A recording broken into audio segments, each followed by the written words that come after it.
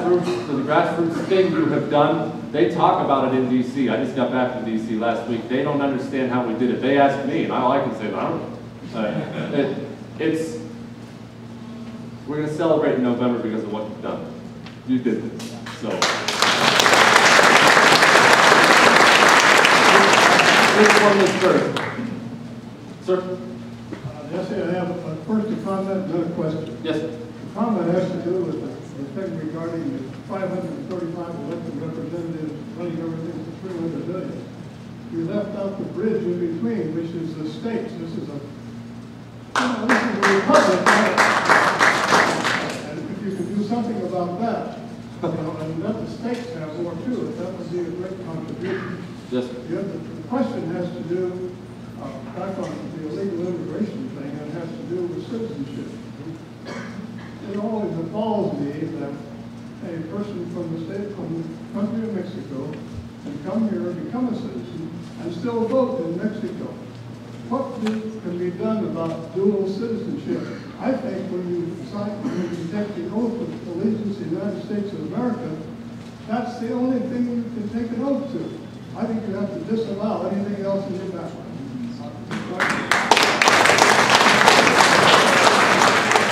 Well, first of all, what's the first thing? I'm sorry. The first thing, states' rights. The 10th Amendment, what a concept. There practically aren't any states' rights anymore. Now, people like David Gaunis, he's still here, and others. Now, we have an amazing state legislature in this state. There are states right now that their state legislatures, state reps, and state senate, they're pummeling their people on top of Obama. And we talk about how nice it is that our state legislature, not only are we getting more, they're fighting for us right now. But they do need help from the federal side, and that the federal government won't get out of their way. I believe federalism is what we were founded on. The states are there to create their own forms of government in their own way. That is what this country was founded on. And if you don't like it in your state, you can move to another state. So if the People's Republic of California want to tax and bankrupt their citizens, and you want to, Arizona's more promising, then come to Arizona. So I completely agree with you with that. And when it comes to this dual citizenship thing, the biggest problem we have right now is a lot of people are not coming here to be Americans. They're coming here to live off the fruits of America. They're coming here to enjoy America. But when we talk about a nation of immigrants, and we are that, and we're all for legal immigration. I don't know anybody that's against legal immigration. We are a nation of people who immigrated here because they thought our country was better than theirs. So they came here to be Americans. But we also need to talk about how lucky we are to have an illegal immigration problem. You know who doesn't have one of those? Cuba. Because their country stinks and no one wants to go there. Our country's amazing, so we have so many people here that it's a problem. Let's not lose sight of that. Obviously, we need to do some things to take care of it. But let's not lose sight of the fact that people still die to come to our country.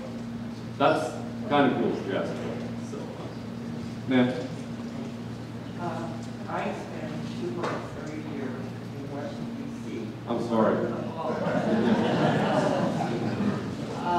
President Obama has come up with new ideas. I suggest, I would like to work on an idea. The House is the House of the people. I would like to see the members of the House stay more in the district. I think it can be managed much better, and with all the technology and that is now, you can have meetings on the technology aspect. And I don't see any reason why you have to be there on Tuesday and leave on Thursday. Yes, ma'am. Well, first of all, I appreciate you for trying to make me spend less time in D.C. I think Congress should meet less, period, because every time they meet, they find a freedom of ours to infringe upon, basically. When it comes to that, and I've heard this suggested before, there are really new ideas with that now when it comes to this video stuff you do on a computer. I'm not really the computer guy, but I understand that that's out there. I actually don't like that. And I and I get this, I guess, more than anything. Everyone has their own reason. I'm not saying yours is wrong, but from my business background, there's nothing like face-to-face. There's no better way to get something done than to look someone in the eye and put your hand in it. And the computer's nice and it can work for a lot of things, and we can probably use it going forward. When they're in our government right now, they're doing things that are going to affect the next 100 years in this country. I want them doing it looking each other in the eye. So that's my thoughts on it. I do think there's probably a role for it in the future, and meeting less I'm all for, and being in D.C. less I'm all for. But when it comes to the hard things, get around the table and hash it out. One issue I don't think gets enough attention, and that's all these SARS bombings. You know, you take a look at even people like that, you can lose the power to talk out both sides of your mouth. But it just continues, and they continue to circumvent Congress. Yes. Which should concern the Democrats every bit as much as Republicans. You're right about the czars. They go through no Senate approval process. We just have a group of advisors around the president right now making decisions. By the way, can we get sidetracked for a moment? We have a pay czar in the United States of America. Does that sound like the United States of America? Do we have a pay czar? Do we have a president that made $5 million in 1 year, and that same year gave less than 1% to charity, and actually stood up there and said, at some point, you've made enough money? We have, right now, communist China. They're copying our policies for the last 200 years, and their economy's booming. We're copying France. What are we doing? What are we doing? By the way, I heard Mitt Romney say that today. I thought it was brilliant. I'd love to take credit for that, but they don't have to switch parties. So, sir?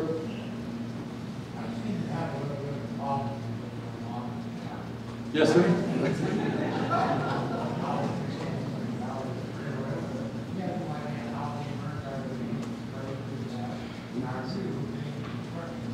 Yes, sir.